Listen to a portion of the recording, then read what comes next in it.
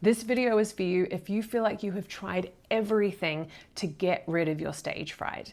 You have tried the deep breathing, the meditating, picturing the audience naked, obsessively practicing beforehand. And yet, when you get on stage, you're still having the shaking. You feel like a deer in the headlights. You forget lyrics. You have a churny stomach. You're sweating. All of the things. And I know from personal experience that the story that we tell ourselves is that we should be over this by now, that it's not really that big of a deal. We feel frustrated with ourselves because we haven't solved this problem yet. And I want to tell you, it is not your fault. It's that the solutions that we've been sold to the problem of stage fright have been completely oversimplified. If deep breathing was really the solution, nobody would have this problem anymore. I have been spending the last few months really trying to understand what are the pieces of this puzzle? What is the multi-faceted approach that is going to really help you to soften your experience of stage fright to the point where you feel empowered and you can actually feel confident and potentially enjoy the experience of sharing your voice with others. And the conclusion that I came to is that there are 5 facets to this, 5 pieces to this puzzle. And we need a multi-pronged approach to really support ourselves through something as complicated as stage fright. So I'm going to share those 5 pillars with you in this video and a little bit about how we go about that and why we might have been going about that the wrong way. If stage fright, performance anxiety is something that you have been struggling with, something that you desperately want to get a handle on, I really recommend subscribing to my email list down below. I'm going to leave a little link because for the next 3 weeks, I'm going to be sharing tools, resources, quizzes that are really going to support you to understand what is really going on under the hood and what you can do about it. So click that link, make sure that you're up to date, and let's roll into the 5 pillars. Number 1 is physiological. So this is the one that you're probably the most familiar with. It is the sensations you experience in your body when you are on stage. And so for some people, for me, it was my hands would shake, my heart would race, I would feel a really sort of sick feeling in the pit of my stomach. I know for others, it can be that they are sweating. It can be that they feel like they almost leave their body. They sort of disassociate. And the important part here that I really don't think is tackled when we're talking about solutions is that everyone experiences it differently. And because it manifests differently for different people, it's not a one-size-fits-all in terms of what will support you in that moment. Our nervous system can respond to a perceived threat in 3 different ways: fight, flight, or freeze. And the way that we would support ourselves through that so that we can come to a place of regulation is different for each of the states. The tools and approaches that you would use for a fight state, for example, which a lot of people feel as pushing or forcing the sound.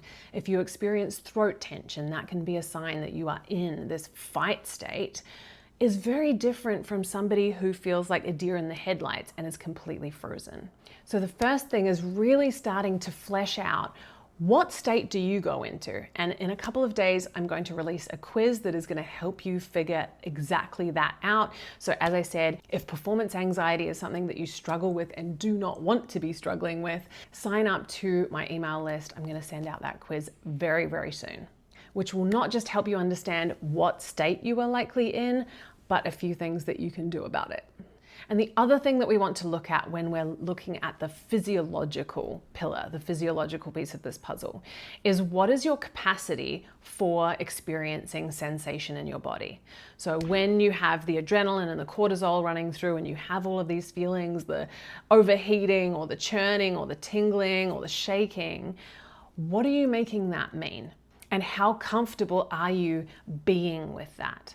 So if we have a low threshold for experiencing sensation in our body, then we're going to perceive it as more and more of a threat. But we can actually increase our window of tolerance. We can build our capacity for experiencing bodily sensations, and it doesn't need to happen on the stage. Number 2 is cognitive, what you are thinking, what you are believing. So Again, you're probably familiar with this. The racing thoughts, usually criticism or panic or catastrophizing. Oh my gosh, I'm going to screw up. Everyone is going to laugh at me. I'm not a real singer. What am I doing? Things like imposter syndrome. All of these can be automatic thoughts that we have.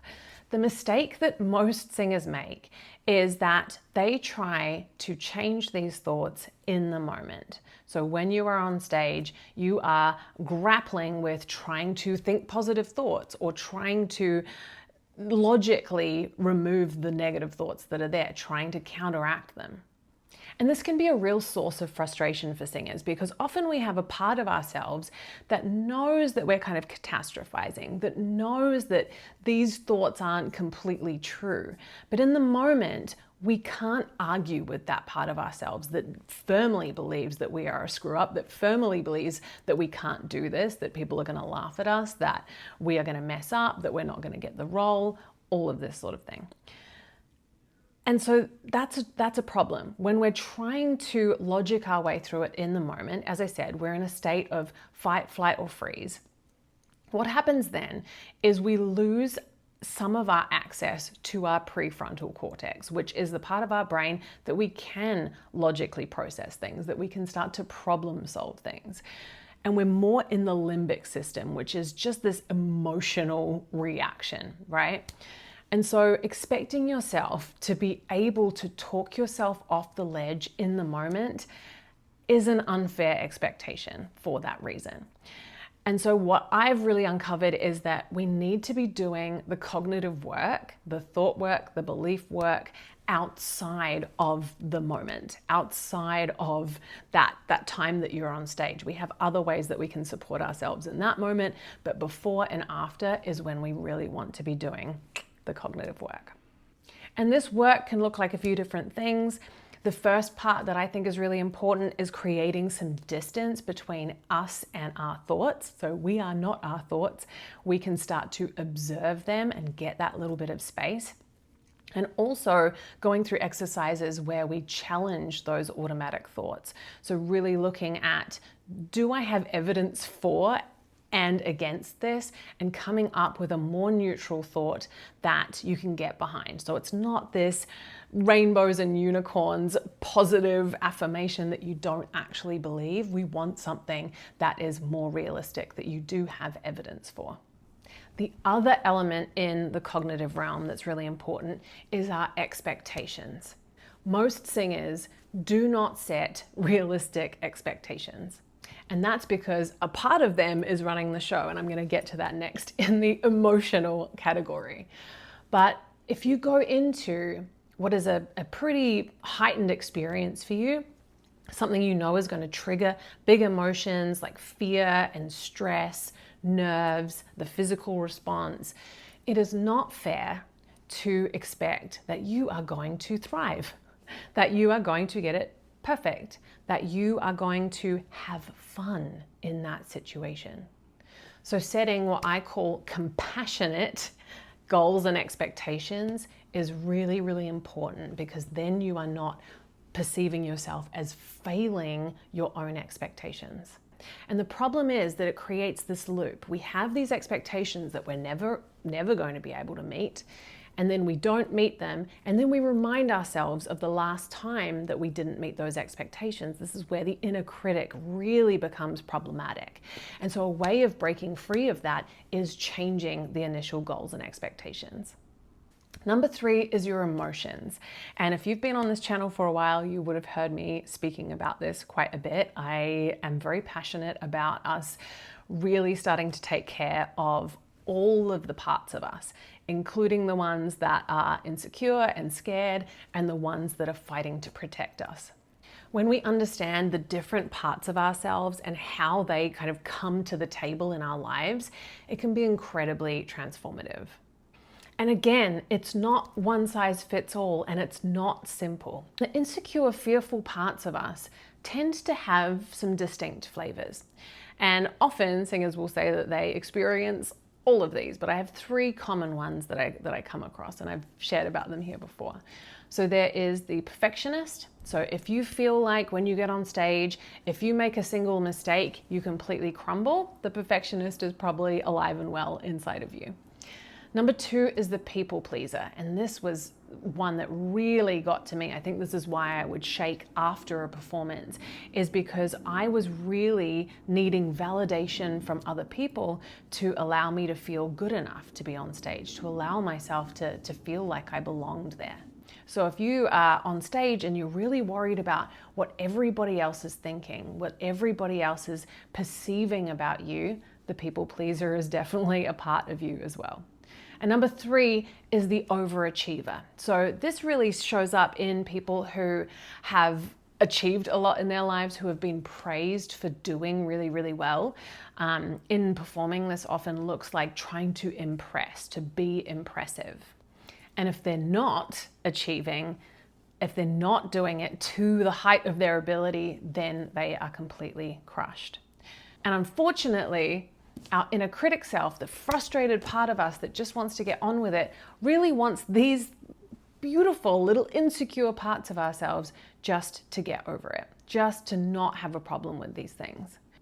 So getting to know these insecure parts, what their fears are, how we can nurture them, and also how we can deal with and have our inner critic start to calm down and not micromanage all of these things and not be instinctively critical about when things go wrong.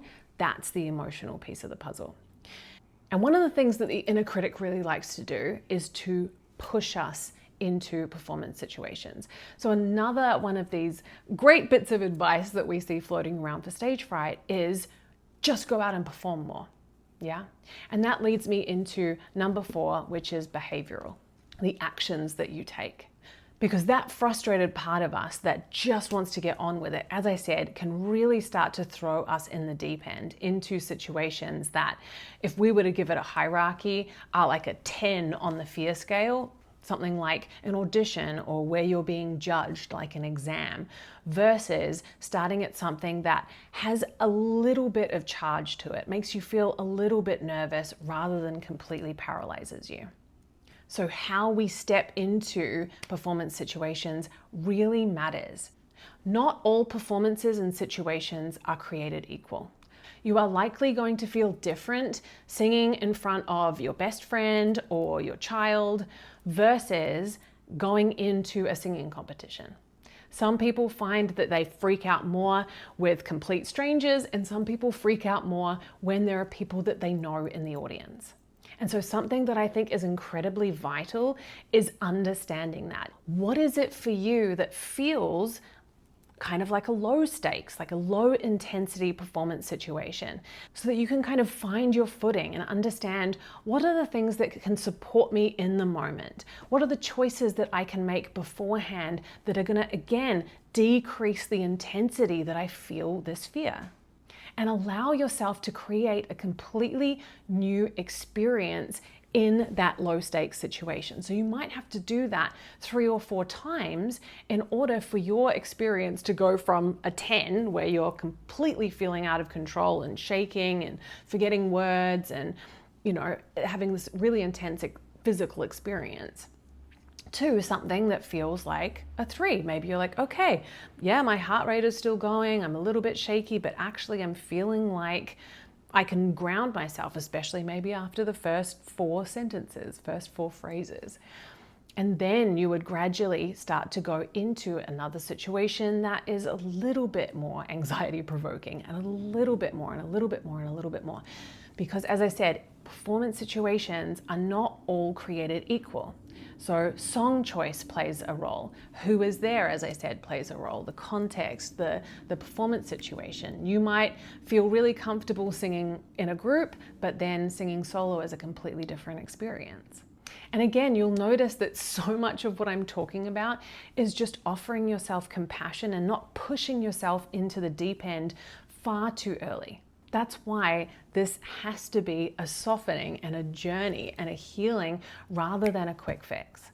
So another piece of the behavioral or the actions that we take that I do need to touch on is practice. So for many of us, when we are freaked out about a performance, we will do one of two things. We will obsessively practice to the point where it's actually kind of stressful, or we will procrastinate and avoid practice. And both of these are completely normal. So if you're doing one of those two things, please do not beat yourself up. But it is important that we practice. And it's important that we know that not all types of practice is going to be supportive for softening your stage fright in the performance. We want to practice in order to build trust with ourselves and with our voice. I know that for many of us, we would sort of sing through the song a lot. And what I find is even more useful than that is to figure out what are the moments where you really freak out. And often it's the moments that we've had tension in the past, where we've had voice cracks in the past. Maybe it's that you're jumping up to a high note.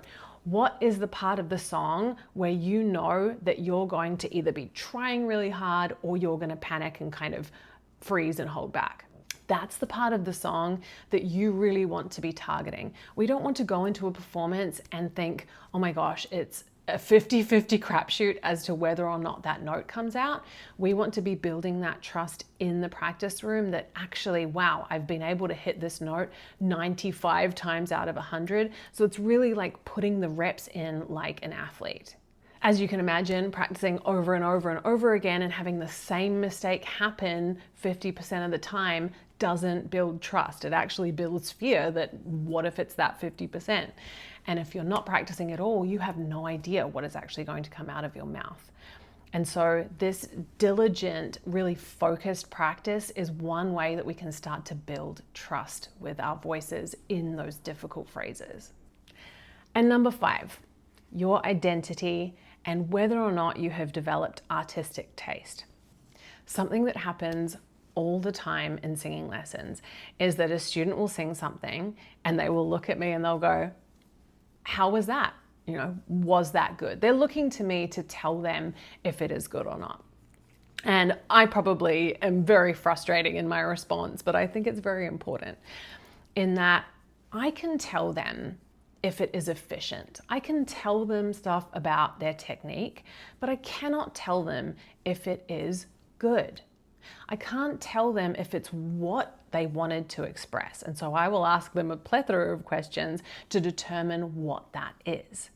And this is why I think it's an important part of stage fright to develop artistic taste. And this is especially true in situations where people are giving you feedback. So whether it's a competition or an exam or an audition, is that we need to know what good to us looks like.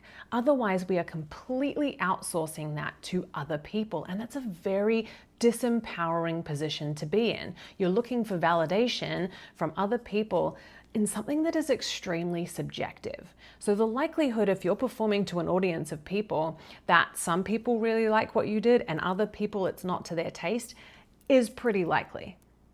And one way to counter that is to ask yourself the question, did I do it in the way that I had envisaged?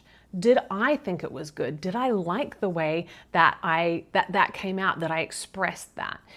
And so, as I said, a lot of singers have not given themselves the space to really discern what good is to them. And with something like voice, it's so important because we have access to a plethora of colors and we can really start to paint something incredibly unique. We can use our own lived experience and share that.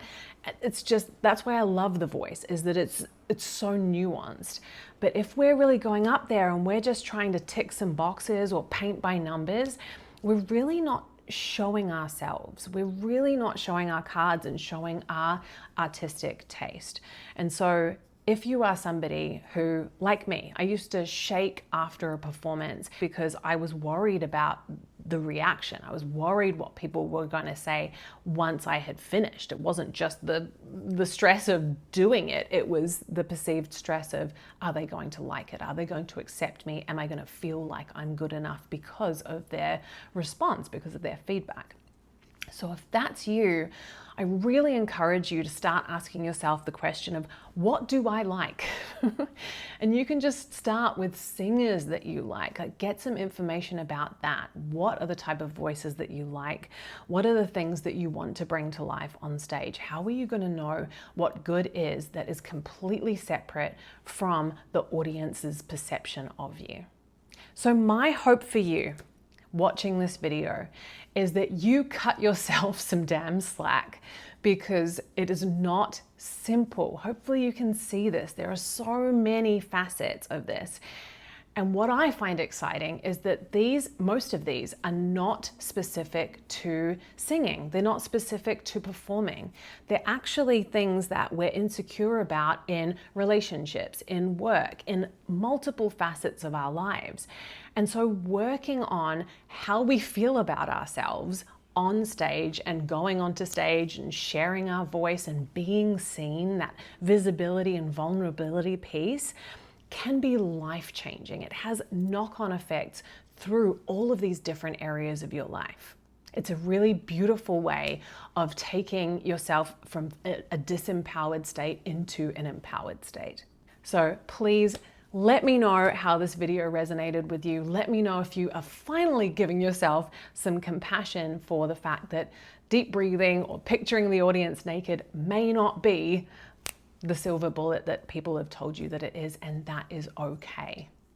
I hope there's some relief that actually you are not broken, you are not doing it wrong, it's just that you haven't been armed with the right tools. And as I said, if this is something that you are working through and you would like more support with, please make sure that you sign up to get my emails so that I can share more resources with you and invite you into my group coaching program that will be starting early October that is tackling exactly this framework. Thanks for tuning in and have a beautiful week.